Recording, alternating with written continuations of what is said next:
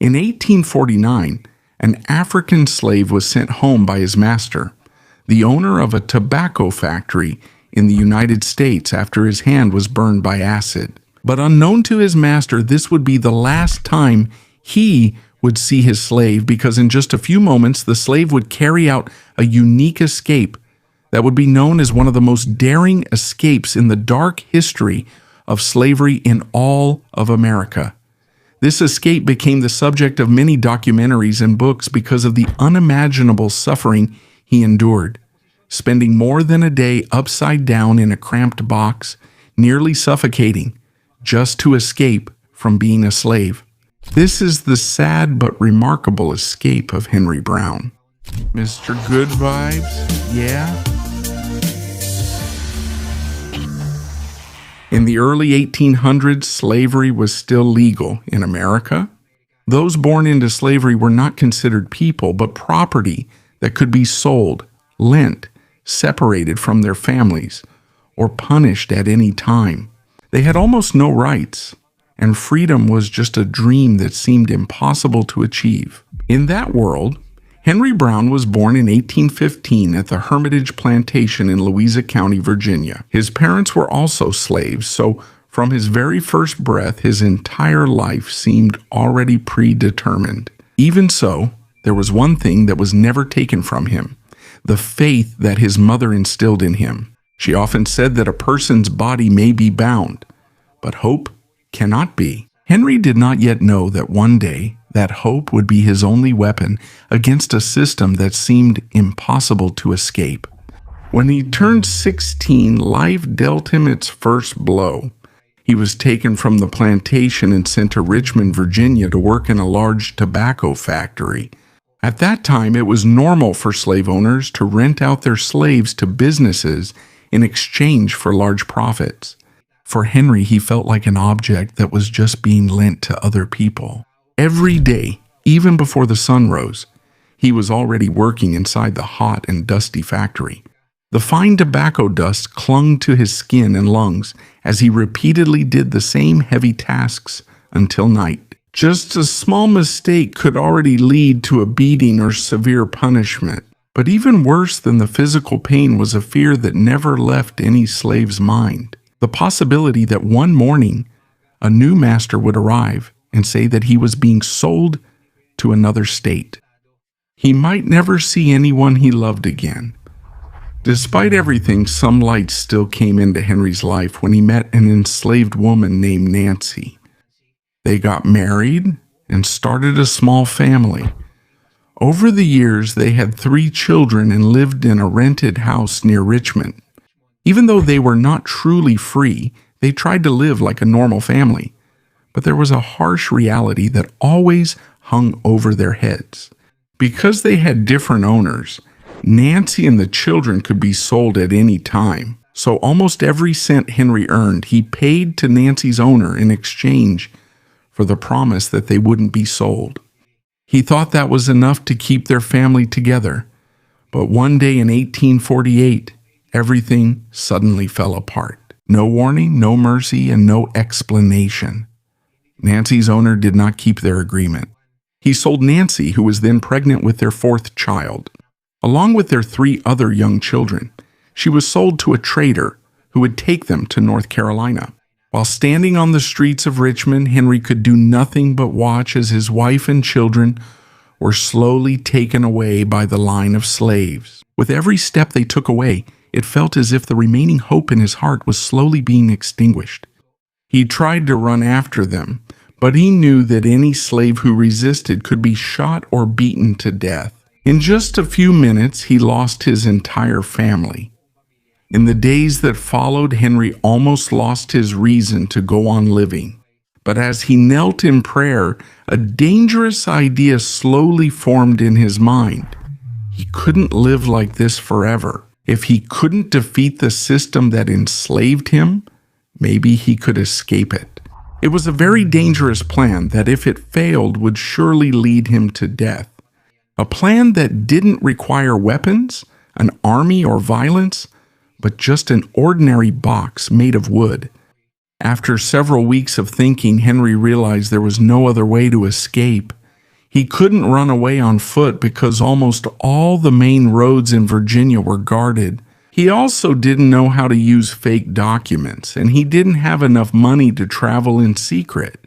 Even if he managed to get a few kilometers away, there was a high chance he would be caught by slave catchers, armed men who hunted runaway slaves and earned money for every person they returned to their master. If he got caught, it wasn't just a beating that awaited him. He could be fitted with an iron collar, chained for life, or sold to more distant plantations where the conditions were even harsher. So if he was going to take a risk, it had to be just once, and he had to make sure no one would notice. There he met a free African American named James C.A. Smith. He was one of the few people willing to risk his own freedom to help the slaves. Henry shared an idea that had been on his mind for a long time.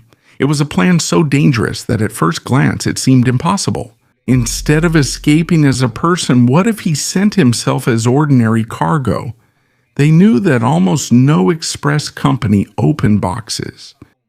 Such boxes were entrusted to them because they prided themselves on the confidentiality of their service. If all the calculations were correct, a box could make it from Virginia to Philadelphia, Pennsylvania, a distant state where slavery was illegal, and abolitionists were actively helping runaway slaves in secret.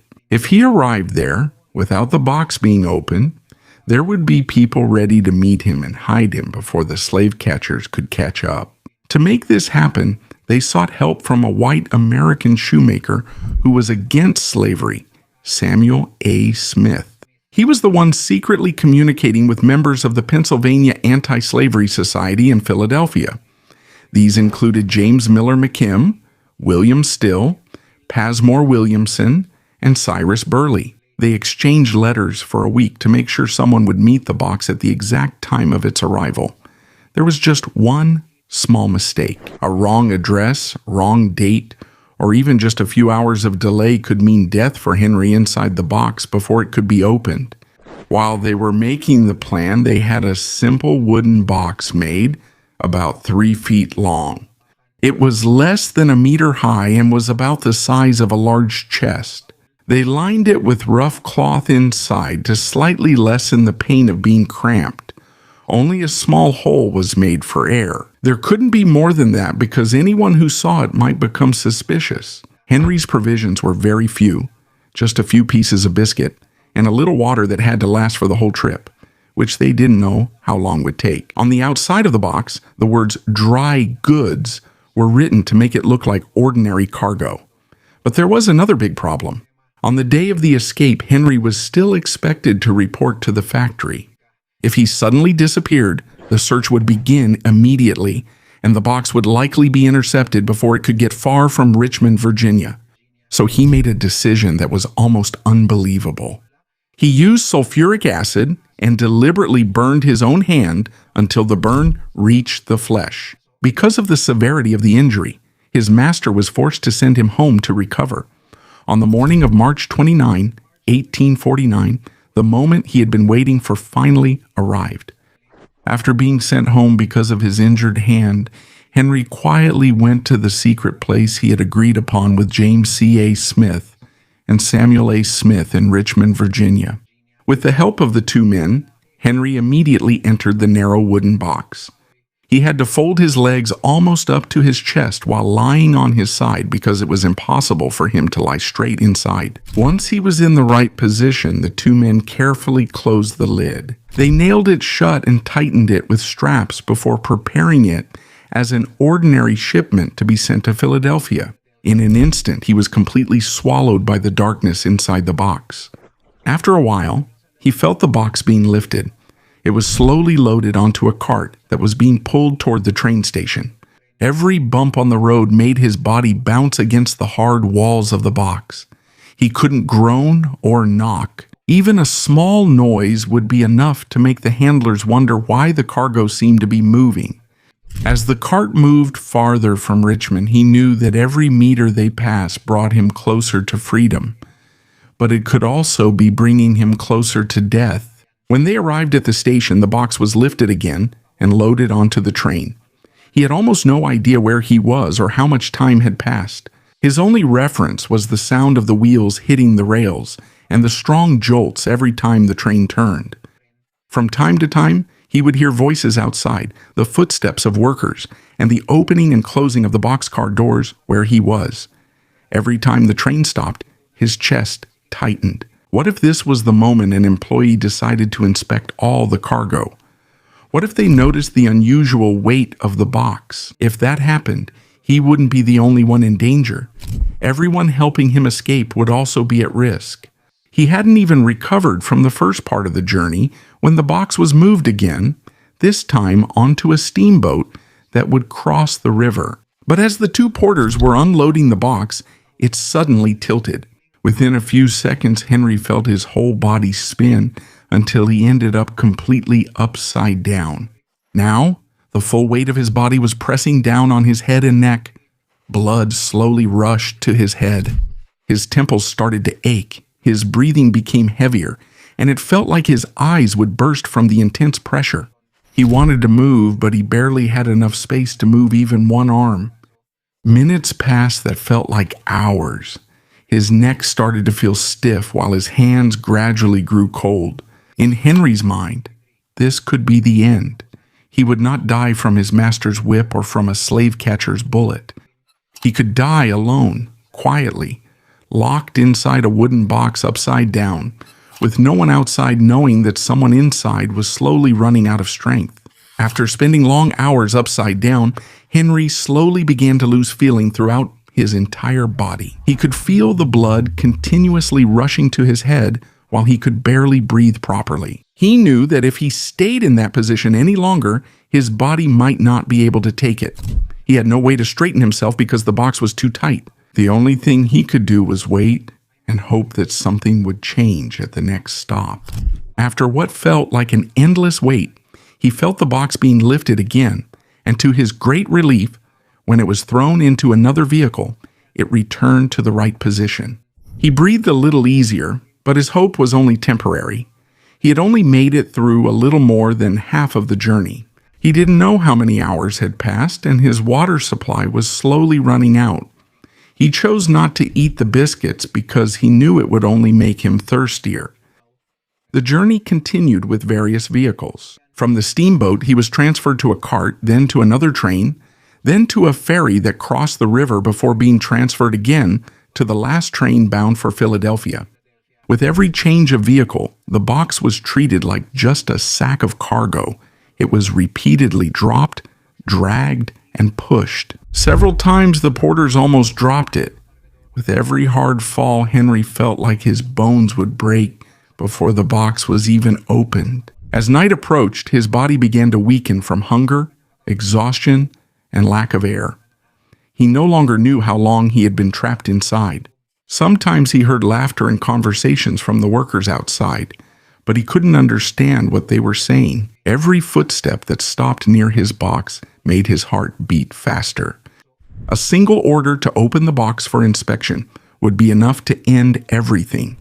As a runaway slave, he would have no chance to explain. He would most likely be sent back to Virginia immediately, while the people helping him would also face severe punishment. Despite his extreme exhaustion, Henry forced himself to stay awake. He knew that if he lost consciousness due to lack of air, he might never wake up again. So he prayed silently with his eyes closed, repeatedly wishing that his body could endure the rest of the journey. After approximately 27 hours of non-stop travel, he suddenly felt the last vehicle he was riding slow down and finally come to a stop. The box was lifted again, but this time, the voices he heard were different. He wasn't sure yet, but he might have finally reached Philadelphia. After a while, Henry heard the sound of a saw slowly cutting through the lid of the box. When the first ray of light entered after about 27 hours, he moved slowly. When the lid was finally removed, he was greeted by William Still, James Miller McKim, Passmore Williamson, Cyrus Burley, and other members of the Philadelphia Vigilance Committee who had been waiting for his arrival. Despite extreme exhaustion and pain all over his body, he was still able to stand. According to witnesses, the first thing he said was, "How do you do, gentlemen?" before he sang a song of thanks to God for his miraculous deliverance. Within just a few days, news about the slave who escaped inside a wooden box quickly spread throughout America. Many people began calling him Henry Box Brown, a name he used for the rest of his life, because he became one of the most well-known speakers against slavery, and even wrote his own story to show the world the cruelty suffered by millions of slaves. But fame comes with a price. In 1850, the American government passed the Fugitive Slave Act, a law that ordered the capture and return of escaped slaves, even from distant states. Because she was already a well-known person, she was once again in danger of being caught. To stay safe, she moved to England, where she spent almost 25 years traveling as a speaker, performer, and later as a magician. Despite his successful escape, there was one dream that was never fulfilled. Henry never saw his first wife, Nancy, and their 4 children again. After they were sold in North Carolina, while he gained his own freedom, the most important part of his life remained lost forever. In 1875, he returned to North America with his new family and continued performing as a magician until his old age. He passed away in Canada on June 15, 1897, at the age of approximately 82. The story of Henry Box Brown is proof that even the strongest chains can be broken by someone who refuses to give up. Sometimes the road to freedom does not begin with physical strength, but with the courage to do something no one else has dared to do. So guys, let's value the freedom we enjoy today, because there were people like Henry Box Brown who risked their own lives just to experience something that is normal for us now. While we are still free to do what we want and be with our families, let's value this, because not everyone in the past had the privilege to experience the simple freedom we enjoy today. If you like this video, please share it with others and subscribe as well. Also, check out the videos on the right so you can spend even more of your time watching.